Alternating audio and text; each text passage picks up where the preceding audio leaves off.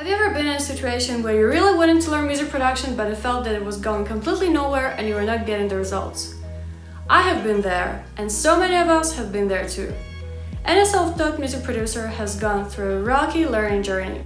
I wish I could minimize the time figuring out the right learning strategy that would work for me. I wish I could avoid stressing over plenty of things.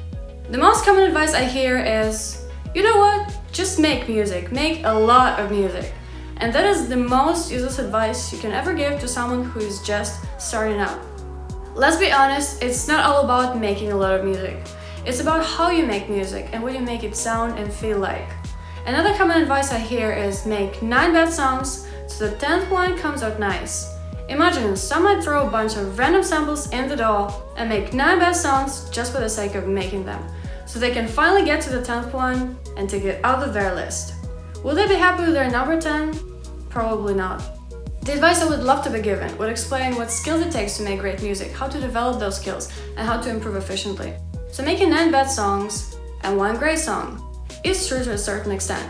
If you're trying to reach a target production, make sure you're aware of what decisions you make in the production process and why you make them. A simple example here, you're adding distortion to the cymbals because you're aiming for that harmonically rich, fuller high end, or to smoothen the transients, or to add the grit. Not because someone told you that you always have to saturate or distort your cymbals, but because you made the decision, because you see a purpose behind it. In some cases, distortion and saturation doesn't have to be on the cymbals at all. In some cases, you even want to completely avoid adding it. There are multiple reasons to do something and to not usually gets neglected. Work hard to make something out of those bad songs. It's not the final result of those from 1 to 9 that will lead you to 1 great piece of music.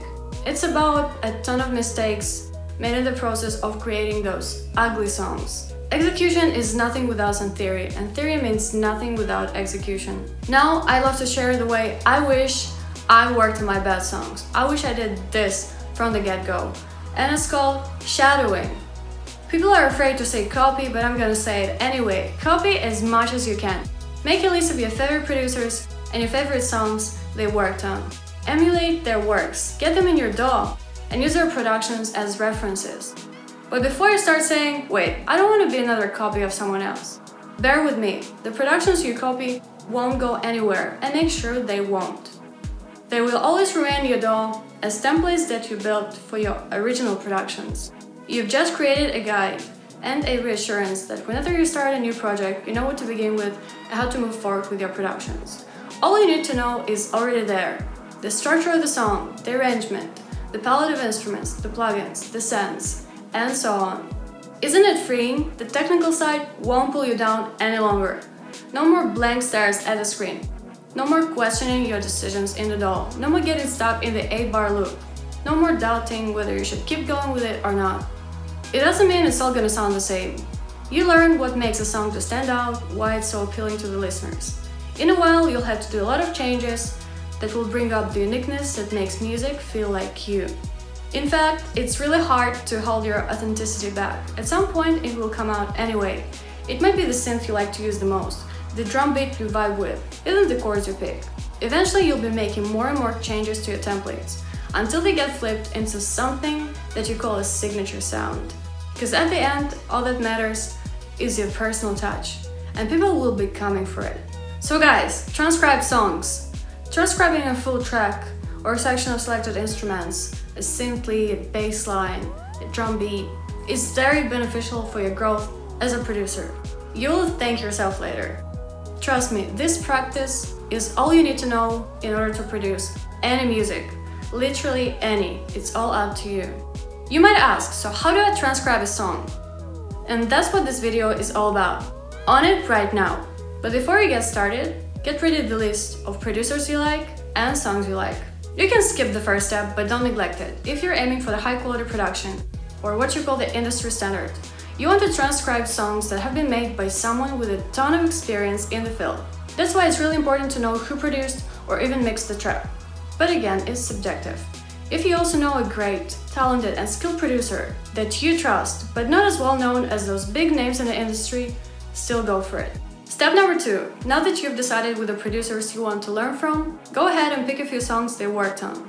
But don't just follow the charts, don't fall for #1 hits. Make sure you actually like the song you're going to transcribe.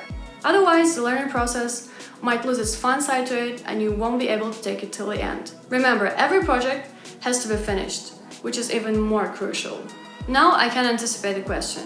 So what is it gonna teach me? Copying someone else's music? What for? And here's a few more reasons why you should do it.